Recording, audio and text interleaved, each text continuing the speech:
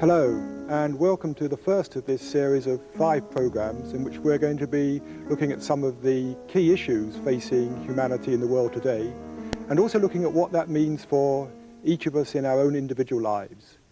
And in our discussions we'll be seeing that as well as there being many outer challenges in the world today, there are also many inner challenges, and some of these challenges may be some of the most difficult challenges that we're facing. And with me in the studio to discuss these issues, we have 4 guests. Matea Hafner. Thank you. Maybe to start, why don't I just spend a little bit of time just talking a little bit about how I see the world today and what is happening, and that'll give us some basis for discussion. Because I think that we're probably living through the most exciting times probably ever in the history of humanity. And I'm sure many people in the past have thought that their times have been very exciting, and maybe they were, but I think the times we're living through are particularly exciting and also particularly challenging. I think they're exciting because if we just look at what's happening in science and technology, we are coming to perhaps even the conclusion of a story which started 2,000 years ago with the Greeks. For example, in science we are beginning to understand now the nature of some fundamental particles. We're looking out to the edges of the universe. We're also looking back to the beginnings of the universe. So we're looking out into deep space, deep time, and deep down into the structure of things. And all of that is happening really in our own lifetimes. And that's a process which we've been working towards for thousands of years.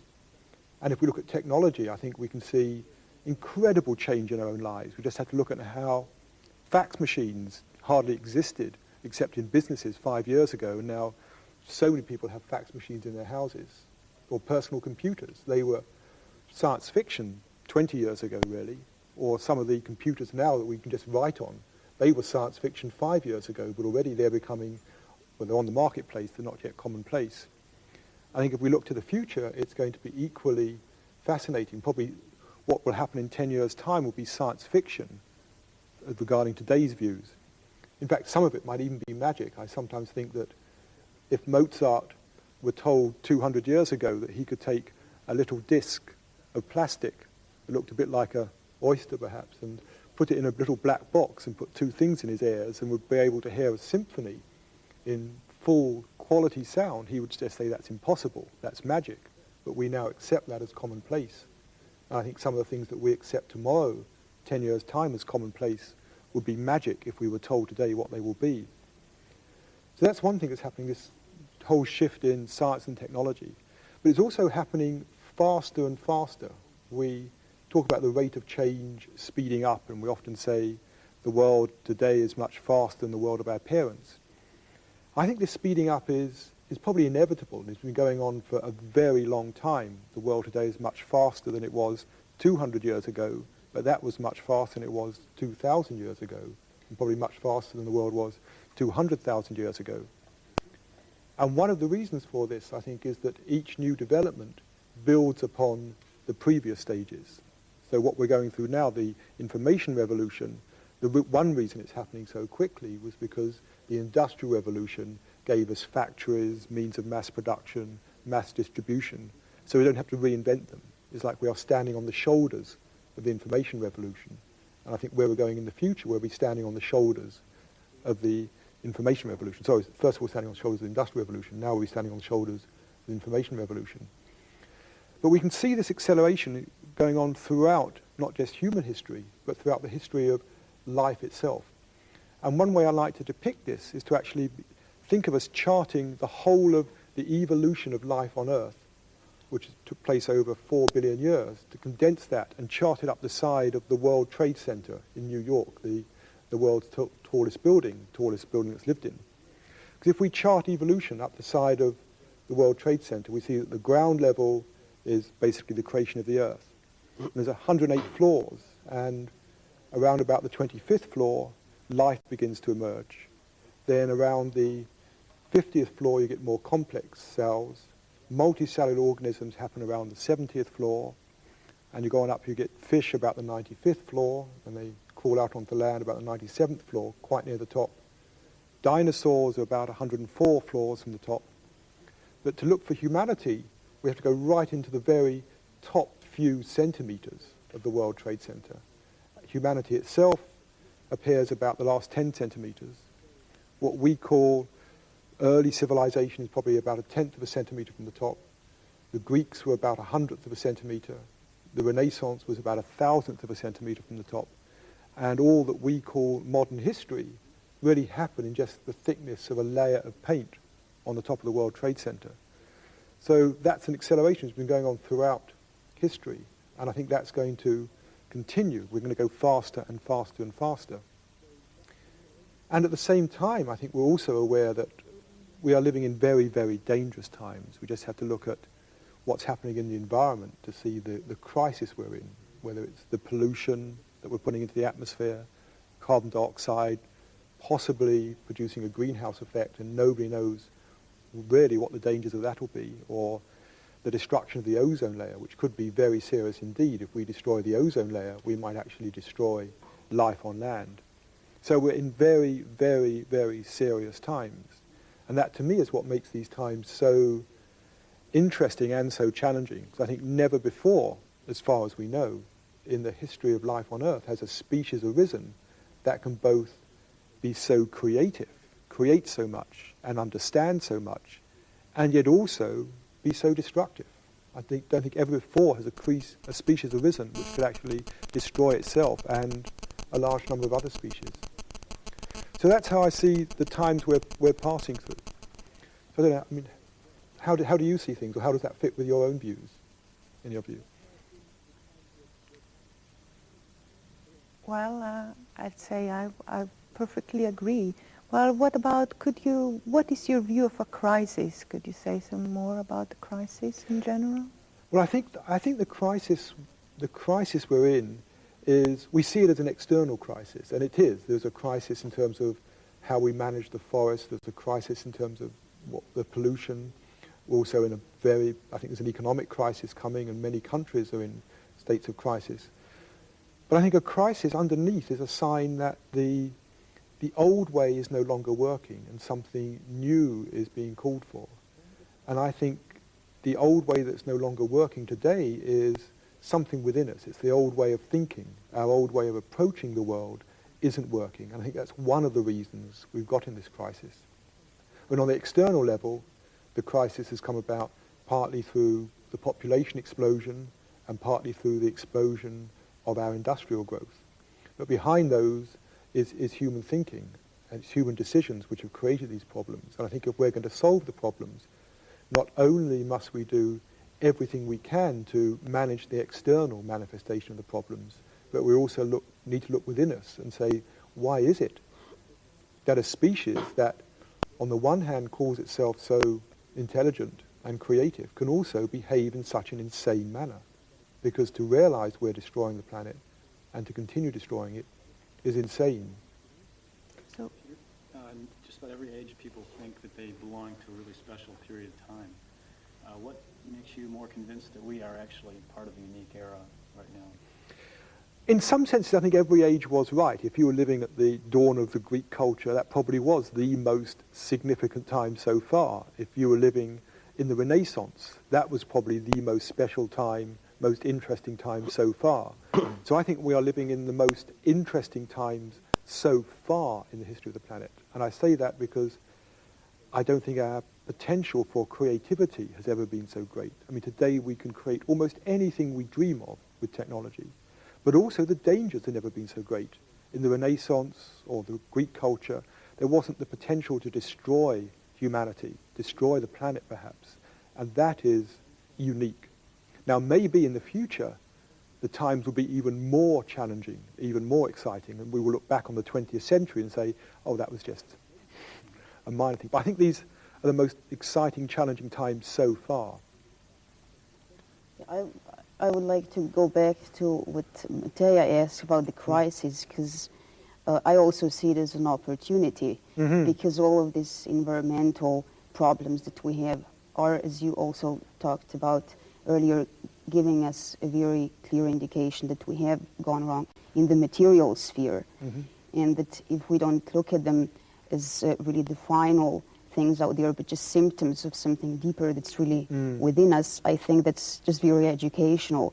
So to tell us that, let's say, what other religions even have told us, that the answers are really within us, now this is clearly shown to us. It's like a lesson that we're learning and experiencing. Yes, yes. I think you're right. I think within every crisis there's an opportunity. And it's interesting, the old Chinese word for crisis is two words together. It's wei qi in Chinese, which means danger and opportunity. And I think the danger is we could destroy ourselves. The opportunity is, as you say, to begin to understand what it is in us that needs to change. And that perhaps is the greatest opportunity of the crisis. Yes. Well, you were about to say something. Yes, well, while you were talking about creativity, I'm very interested in some special aspect of it, because you see, creativity has to be performed somewhere.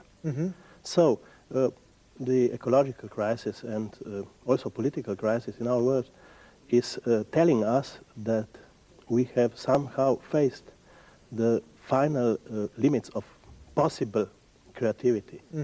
And the question is, are there really some other areas where it could be performed and still to be seen, to be realized? Yes, I think in terms of external creativity, we can't keep on increasing our industrial output like we have been. That's becoming clear. There are finite limits. But I think it's, and this is part of the challenge, the opportunity, is to turn our creativity in other directions. Because I think underneath everything, what we want to do is to improve the quality of life. And I think we've come out of a phase which started with the Industrial Revolution, where the best way to improve the quality of life was to improve the quantity of things, the quantity of food we have, the housing, the clothing. We've done those things, and I think now we need to move on and look at what we can do to improve the quality of life within us. Because in a way, most people living in the Western countries, not all of them, but I think the majority, have most of their physical needs met. And now we need to look at how can we apply our creativity to improving the quality of life. So I think underneath everything, we're each looking to be at peace in ourselves. We all want to be happier, more peaceful individuals. And so it's a question of not limiting creativity, but saying we've done very well with the material world. Now can we actually develop our own minds? I think this is the next great frontier, not outer space, but inner space, our own thoughts, feelings, attitudes. May I ask still something? You see, when we are talking about our knowledge, or about what we can do or what we can know, we are talking about, or we are convinced that we are talking about something that is somehow attached to our inner self, but it doesn't really touch it. And what makes you so convinced that it could be united? The inner self? The inner self and our knowledge. Because we are learned, or we have learned to see it as something apart from our inner self. I'm not sure that I'm talking about a unity of the knowledge with the self. I think the self, if you look back to Eastern teachings, they talk about the self as being something which is separate from everything, from our experience, from our knowledge.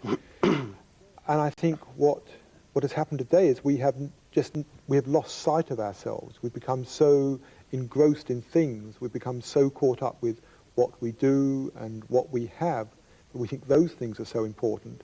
But most of us don't even know really who we are. So I think it's about just knowing more about ourselves. And this is beginning to happen. I think there's a lot of development which is happening in psychology now, which is beginning to look at people understanding how we think, how we feel, what goes on inside ourselves. So I don't think it's so much, I wouldn't put it as a unity of knowledge and self, but actually knowing more about us, who we are, what it means to be a conscious being, why we react as we do, these sorts of issues. Peter, don't you think that there's a danger that as society is changing so rapidly now, and as the external world changes, technology and science and society changes, that there will be a distraction from people not being able to focus on their own inner development. That the material world will be changing too quickly. They won't have the capability or the time or the resources or the energy to really focus on themselves. Yeah. Second part of that, I'll let you... Okay. I think that is really part of the challenge, that we are getting more and more sucked into the world. In some sense, it's getting more fascinating. With things like virtual reality coming along, it's going to be an even greater seduction. And yet, as you were pointing out, I think we need to realize that behind all of this is the need to work on ourselves and develop ourselves as much as develop the outer world. So it's about, I think the first thing is people need to begin to realize there is this other area of exploration, and then to be encouraged to do that. But at the moment, our whole society is pointing outwards, so I think we need to see a shift in society. But I agree, there is that danger. Okay, the second part is, if this does happen, and people are limited in terms of their awareness capability, do you see it being likely that people will rely on others to sort of manage their lives for them, both consciously, spiritually, as well as materially? That's always a danger. I mean, people always want to flock to gurus and leaders and organizations. But I think the times we're moving into are times where we need to be persuaded to take more charge of our own lives, to take greater authority for ourselves. Well, let's talk a bit more about this hurricane warning. Because you see, when we get a warning like this, there are basically only two possible ways of answering it. The first is to act just as if nothing is going to happen, and this is what we are doing now. And the second is to become grossly disorganized. So when you are suggesting that we should do something, the question is how to do it and not yet become so much disorganized. Yes. I mean, I think what I'm suggesting in a way is a third way that people very seldom do, which is the sensible way, which is preparing yourself for the hurricane. I mean, I agree that at the moment most people are just ignoring it, pretending it's not going to happen, or else the disorganization tends to come from panic. I think what I'm saying is that if we're going to cope with the changes which are coming, as well as doing all we can with the external world, we also need to increase our own inner ability to cope with change, ever-increasing change.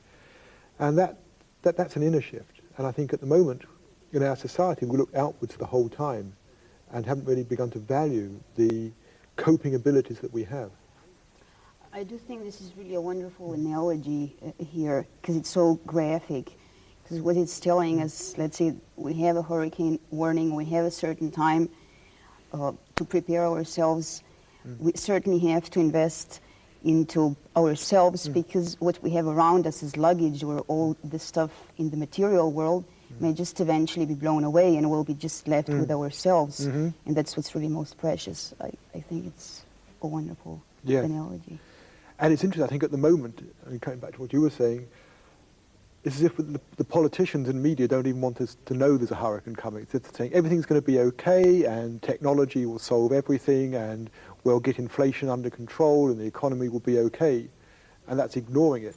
And I think what you're saying is, yes, we need to, first of all, accept we are moving into some very, very challenging times, and then to say, what is it we need to do in ourselves to cope with these times? And that's why I think that, and that's really the whole theme of these programs, is what does that mean for ourselves? How can we actually develop our own ability to withstand change? It's like if it was a real hurricane, if you were sensible, the first thing you do is you'd start boarding up your windows, defending your house so it could stand the wind. We need to do that to ourselves, to say how can we withstand even greater change, even faster change? What does that mean for each of us in our own lives? Because I think those of us that will survive in these times that are coming, or those that will survive best, will be those of us who are the greatest masters of our own selves. I think we've become wonderful masters of the external world. I mean, today we can do almost, not quite, almost anything we want in the world around us. We have the technology. If we dream it, we can create it. So we're wonderful masters of the external world. But when it comes to ourselves, to our own minds, we're not masters at all.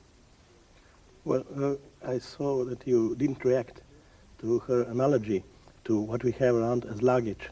I would really like to know your opinion about it, because you see, I really wonder if we leave this luggage behind, is it possible to keep our knowledge without it? Well, it depends what you mean by luggage. I mean, you mean by luggage, the sort of... Well, I thought of material possessions mainly, what is not as important. But it may also include parts of technology that may not be essential for our survival. Yeah. I think this is the question, how much is extra baggage? I mean, maybe today, even in our world, we need private cars. Do we need Mercedes using a whole lot of gas, or can we make do with less, or could we have better public transport? And I think part of the challenge, and this is what I want to look at in a later program, is how can we let go of things? Because at the moment, our society is telling us we must have, and the more we have, the happier we'll be. And I think we're going to have to learn to let go of some of these things that we think are so important. And just keep the knife and the matches. And the food, and the housing, and the clothing, the basics. We need the basics. It's not about getting rid of material things at all, but saying, when is enough enough? Yes, to distinguish between what's important and what is... Setting up balances, limits. Yes, yes. But were you getting at something else, were you, with the luggage? Well, you already answered, and still not yet, because, you see, I believe this is a question we really cannot answer satisfactorily, because if we do, we would know everything. Mm-hmm. This was the reason why I asked you for your opinion about it. I don't think we ever get to know everything. I think one of the questions here is what is useful knowledge and what isn't useful knowledge. I mean, at the moment we're gathering more and more technical, scientific knowledge which allows us to be even better at manipulating atoms or the weather or whatever it is. And I think we have to ask, do we need even more of that knowledge? And we could go on forever maybe, but maybe the knowledge we need today is, as I've been suggesting, how do we manage ourselves? How do we manage our thinking, our attitudes, those sorts of things? Because we've come a tremendous way since the time of the Greeks in our ability to control the external world, but in terms of our ability to manage ourselves, we've hardly changed at all. I think that's the evolution we now need, is not going out into outer space, but I think the next great frontier is inner space, learning how we can actually manage our own selves much better. So what do you think is the issue? The willingness, or not being able, or what do you think it is? I think we've got stuck in, it's almost like a form of hypnosis. We've got stuck into thinking that the external world is all there is, and that's the most important part. And that's particularly in Western society, the last 100 years or so. We've got very material in our thinking. And I think we need to balance that materiality with an equal understanding and knowledge of our own selves, so that we can become much better masters and managers of our own selves, so that we don't get upset by things we don't need to get upset by, things like that, so that we can develop our creativity. I think if the times we're moving into are times of much greater change, coming along much faster, maybe completely unexpected changes which nobody can forecast. I think that's what another characteristic of a hurricane is, going to be completely unexpected. One of the things we can learn to do is to become more flexible in ourselves, which is basically about becoming more creative. So how can we become more creative? And that requires beginning to understand ourselves. We understand very little at the moment about human creativity. We know it happens, we know a few techniques, but can we really develop our creativity so that we can be much more flexible? Because I think if we're moving into a new world with new situations, we're going to need completely new solutions. Maybe the old attitudes of the past won't work anymore. So that's one thing I think we need, is creativity. I think at the same time we need to build our ability to cope with change, to cope with the speed of change. I mean, at the moment, a lot of people are talking about how stressful life today is because of how rapid things are changing. I think things are going to get more rapid, more stressful as we move into the future. So unless we really learn how to handle stress in ourselves, then I think we're going to end up burning out or destroying ourselves. So I think that's another important thing we need to do, which is again about learning more about ourselves, our attitudes. And that's something I want to look at in a later program, is how our attitudes affect our stress and how we handle change. I think perhaps the most important thing we need to look at is our whole value system of what we consider important, because society, the media, advertising is continually telling us, have this, whether it's a car or a coat, or do this, go on vacation to this place. And if you have all these things, you'll be happy. And so we really, I think, value the material world disproportionately. We need to ask, what is it? What is it we really want in life? And I think that's a real fundamental question which we haven't really begun to address. We allow ourselves to be hypnotized into what society wants to tell us. So I think these are some of the issues which we really need to address. Peter? Yes? Being that our inner evolution has not really progressed that much over the last 2,000 or so years, and that now we are in a unique position where we have to manage the planet as well as manage our own lives, how much confidence exactly do you have that human beings will be able to meet this challenge, given the fact that there may be a hurricane on the horizon? I don't know. I would say this is our only hope. I think you're right. We need to do as much as possible to manage the external world. And we need to, I think, begin to see that managing ourselves as well is equally important. I think at the moment we don't see that. We got so caught up in all the problems out there, we don't realize there's an inner problem. I think it's a bit like if you went along to a doctor and you said, hey doctor, I've got a rash on my skin and a stomach ache. If all the doctor did was to give you some cream for your skin and a pill to get rid of the stomach ache, you may feel a bit better for a while, but the chances are the same problems would come up again later. I think any good doctor is going to say, okay, here's something for the symptoms, but let's look deeper. I mean, what is it? Maybe you have some virus, or maybe it's something you've eaten, or whatever. Maybe it's just stress. A good doctor is going to look for the root cause. And I think it's the same with the world today. We have all these symptoms, whether it's the economy getting out of control, whether it's our destruction of the rainforest or the ozone layer, or whether it's increasing wars and international tensions. We have all these things, but they're symptoms of a problem. And we need to attend to those. But I think at the same time, we need to say, why is it that this species, which calls itself so intelligent and so creative, can be so stupid, can behave in such silly ways? And that, to me, is the inner issue. And that comes back to our values, to how we think about ourselves, how we manage the world. So, yes, I think we need to look at that and treat that as well. Because if we don't, if all we do is look at the outer, then I think you could say our dysfunctional thinking is going to just create more and more problems in the future. So you are very optimistic. Well, I have to say, I think things could go either way. That's why I say I think we are in the most dangerous times ever in the history of humanity. Definitely the most dangerous times. If I thought everything was going to be fine, I wouldn't be here. I think we could, if we're not careful, destroy certainly thousands of years of civilization. We could also destroy millions of years of evolution if we're not careful. It's that critical. But I think there is hope. There is hope. I don't think it's fatal. And the source of the hope is ourselves, is learning to be better, happier, wiser, more loving, more compassionate, more creative human beings. So I think that one, I say that's the real challenge facing us.